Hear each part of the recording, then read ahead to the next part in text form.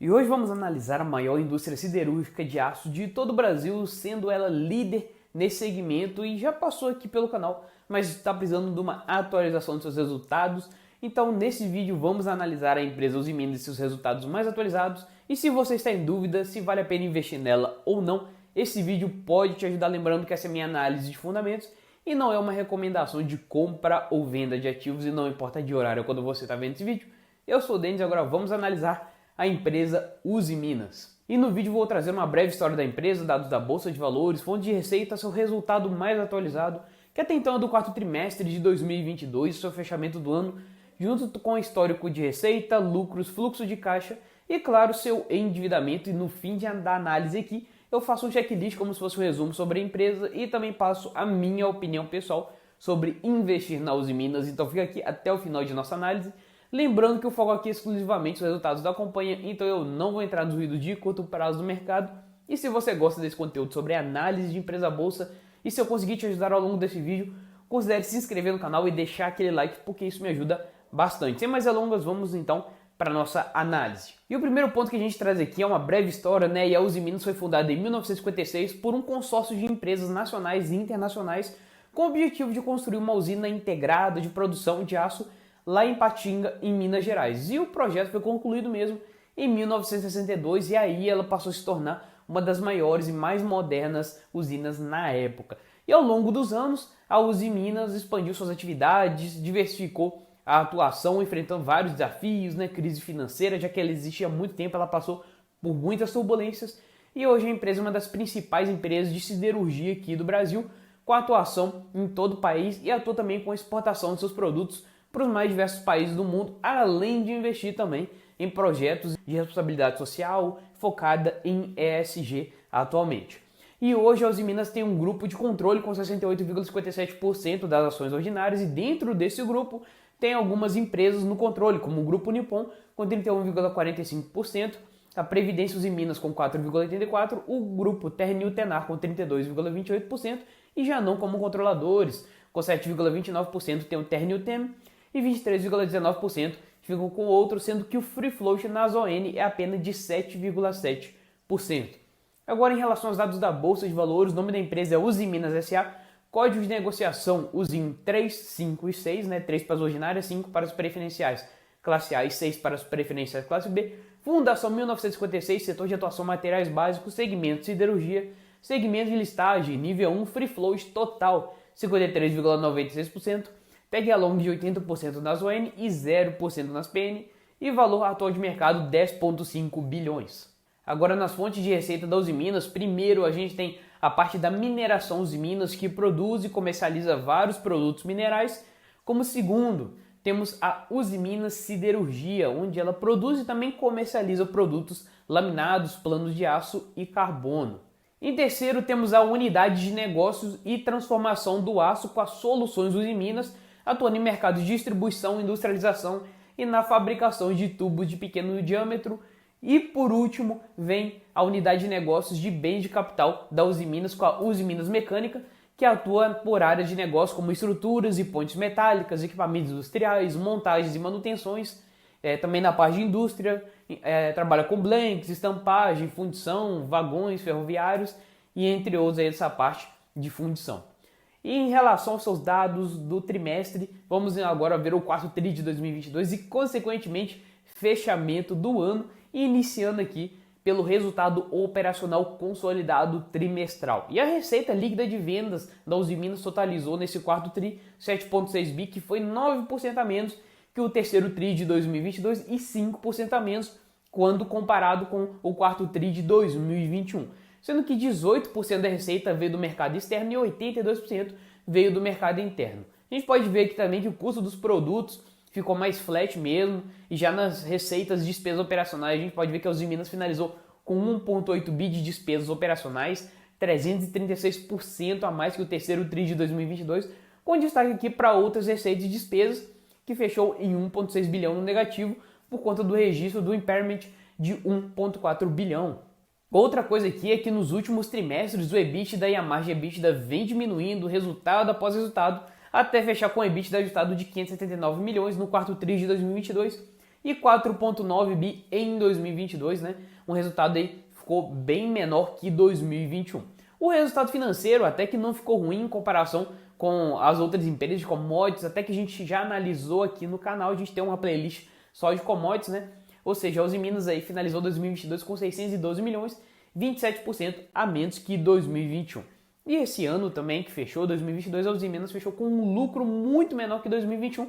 Também as commodities antes estavam lá em cima, aí as empresas estavam ganhando muito dinheiro com esse segmento aí ligado às commodities, mas agora com o arrefecimento dos preços, todas as empresas de commodities estão sentindo aí nos seus resultados. E para a gente ver aqui, né, não é nem surpresa, né, no último vídeo de análise do resultado da Usiminas, eu já havia comentado sobre essa eventual diminuição dos preços das commodities e como essas cotações aí diminuindo, né, também iriam impactar os resultados da empresa, claro, negativamente.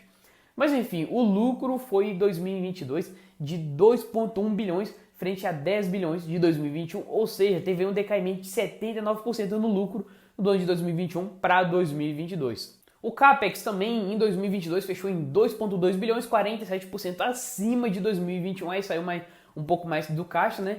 Sendo que 82% do CAPEX foi para siderurgia, 16% unidade de mineração e 1,4% unidade de transformação. E como setor de siderurgia e metalurgia é um setor de alto capital intensivo, é claro que eles têm que continuar com os altos investimentos aí, como a Usiminas vem fazendo. A dívida bruta consolidada fechou 4 tri de 2022 com 6,2 bilhões, com uma alavancagem muito tranquila, né? Apenas 0,23 vezes dívida líquida EBITDA, e nesse período a dívida líquida fechou em apenas 1,1 bilhão, que é bem tranquilo. Dos 5 bi de dívida da Usiminas, 36% se encontram em moeda nacional e 64% ficam em moeda estrangeira, sendo que em 12 de dezembro de 2022 a Usiminas fez a nona emissão de debêntures no valor de 1,5 bilhões de reais. E na unidade de mineração Usiminas, agora vamos ver os segmentos, né? A gente pode ver que tanto na produção de minério de ferro quanto nas vendas totais, eles ficaram mais flat mesmo, sem ter uma grande diferença entre o fechamento de 2021 para 2022. Nos tipos de minério vendidos, aí 72% do mercado interno ficou com o Sinterfeed e 93% da exportação também foi esse Sinterfeed, e 25% do minério vendido aqui internamente foi o granulado. E na mineração ainda dá para ver também um aumento no preço dos plats de 2018 para 2022, a gente vê um claro aumento aí, e o EBITDA da mineração então fechou em 1 bi em 2022, a gente pode dizer aí que foi mais ou menos 1/3 do resultado de 2021, quando as commodities estavam lá em cima. E já no segmento de siderurgia, apesar da produção e o volume de vendas terem ficado menores que em 2022, ainda assim a receita da unidade de siderurgia fechou em 28,7 bi, ou seja, 1,2% acima do ano de 2021, também não teve aquela diferença toda não. E quando a gente traz aqui para o EBITDA da parte de siderurgia, o ano de 2022 fechou em 3,8 bi, ou seja, uma diferença bem mais significante em relação a 2021, mas foi bem melhor mesmo que 2019 e 2020. Acho que ficou claro aqui que 2021 foi, claro, um ano atípico para todas as empresas de commodity de um modo geral que explodiram de ganhar dinheiro. E vamos então para a nossa análise histórica horizontal, começando pelo histórico da receita líquida, que pegamos desde 2012, né? E aqui a gente pode ver que até 2020 ela não saía muito do lugar não, mas a partir daí ela deu um salto seguido justamente pela cotação das commodities, como foi o caso do preço do aço, que subiu demais em 2020, de 2020 para 2021 e até mais ou menos maio de 2022, né, meados de 2022, ficou um pouco mais alto, mas depois você pode ver aqui que veio diminuindo até chegar nos patamares atuais. E já levando para o minério, para a cotação dele também, ele também estava numa cotação muito mais alta aí em 2021 e deu uma leve alta aí em 2022 até abril, e agora em 2023 está em patamares que estava em julho de 2019. Então olha como é que oscila. E se você viu o nosso último vídeo também sobre a Usiminas, sabe que a gente já estava esperando aí esse fechamento, mais ou menos a receita dos 32 bi de resultado. E no caso do histórico do lucro líquido, temos a mesma linha da receita, né, em relação aos anos de 2021 e 2022, seguindo, claro, a cotação das respectivas commodities que prevalecem na Usiminas. Agora vamos ao fluxo de caixa operacional, que apresenta todas as entradas e saídas financeiras da empresa, considerando somente o operacional da Usiminas, ou seja, aqui a gente tem efetivamente o dinheiro que entra e sai no caixa da empresa. E esse ano de 2022 ela fechou com 997 milhões de caixa operacional, bem abaixo dos últimos 3 anos, que foram bem maiores, né? Não é à toa que eles também seguem o preço das commodities também. Quanto mais eles geram de receita, mais lucro, mas eles vão embolsando aí no caixa. Já no quesito endividamento, né, a Usiminas fechou 2022 com 6,1 bilhões e não é uma daquelas empresas que trabalham com aqueles picos de endividamento, nem aquela dívida assim muito crescente. Agora está numa relação de alavancagem muito boa e muito tranquila. Claro, já chegou a ficar com uma relação de alavancagem muito maior em 2015 e 2016, mas depois ela foi diminuindo até finalizar 2022 com apenas 0,3 de dívida líquida e EBITDA, o que é muito bom para uma empresa. E antes a gente ir para o checklist final e eu deixar minha opinião sobre investir na Usiminas, se você gosta de acompanhar essas análises de ações que eu sempre trago aqui no canal, deixe seu like e se inscreve nele para você não perder nenhuma análise.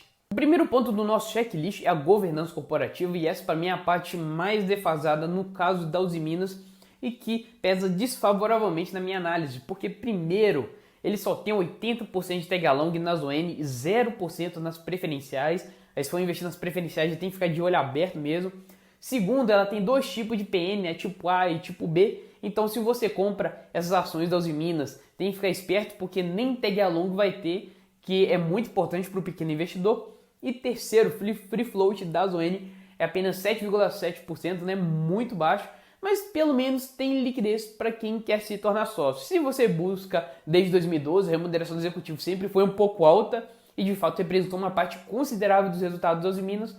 Então isso aí também é outro ponto que pesa desfavoravelmente. O bom é que agora essa remuneração dos executivos vem diminuindo porque ela também está melhorando seus resultados por causa do ciclo do mercado, como a gente viu na análise, mas vamos ver como é que vai ser daqui para frente, né? O segundo ponto aqui é a lucratividade. Nesse quesito é bom saber que as empresas cíclicas são assim mesmo, né? Quando chega um ciclo muito ruim, elas caem 90%, fica anos em queda, mas também quando chega um ciclo bom, elas saem na frente das outras empresas. Foi o que aconteceu com a Usiminas de 2016 para cá, uma alta bem forte. E também a gente pode fazer um paralelo com os anos entre 2010 e 2015 com uma queda muito forte também. E como elas dependem muito dos preços das commodities, quando o valor delas está lá embaixo, elas sofrem muito, pois elas não têm muito controle do preço de venda não do seu principal produto que é precificado no mercado internacional. Então, em termos de lucro, é uma empresa que tem geração de valor, mas muito no longo prazo mesmo. E se você olhar bem, o resultado de 2020 foi menor mesmo que até o de 2005 e 2006, ou seja, aí, tem uns 15 anos sem sair do lugar, e o acionista que for investir na Usiminas tem que aceitar isso. Terceiro ponto aqui é a geração de caixa. Nessa relação de geração de caixa, apesar dela ter a maior parte dos anos no positivo, a gente pode ver que ela não gera caixa de uma maneira assim tão constante, às vezes fica assim mais baixo, né, às vezes mais alto, mas até que ela tem uma geração de caixa positiva de um modo geral. Quarto ponto é o endividamento. No quesito de dívidas da Usiminas, ela continua no nível de alavancagem muito bom, muito tranquilo, então nisso aí, a priori, não tem nada que se preocupar não. E agora vamos à minha opinião pessoal, depois dessa nossa análise aqui da Usiminas, e ela é a maior indústria siderúrgica aqui de aço do Brasil, que se beneficiou bastante com a alta das commodities, inclusive eu mostrei aqui ao longo de nossa análise as cotações delas também, mas agora as commodities que ela necessita estão voltando ao seu patamar de preço normal e com isso os resultados da Usiminas também são impactados negativamente. É uma empresa que demorou aí em torno dos 15 anos para gerar valor mesmo para o acionista por conta do ciclo das commodities, porque ela depende bastante delas. E até que acredito que no longo prazo ela vai gerar lucros para os acionistas sim, mas é muito no longo prazo, porque ela se beneficia mesmo quando a alta das commodities, né, quando as commodities estão lá em cima, e também o contrário ocorre, quando elas vão lá para baixo é prejuízo, a empresa lucra pouco e isso reflete nas cotações.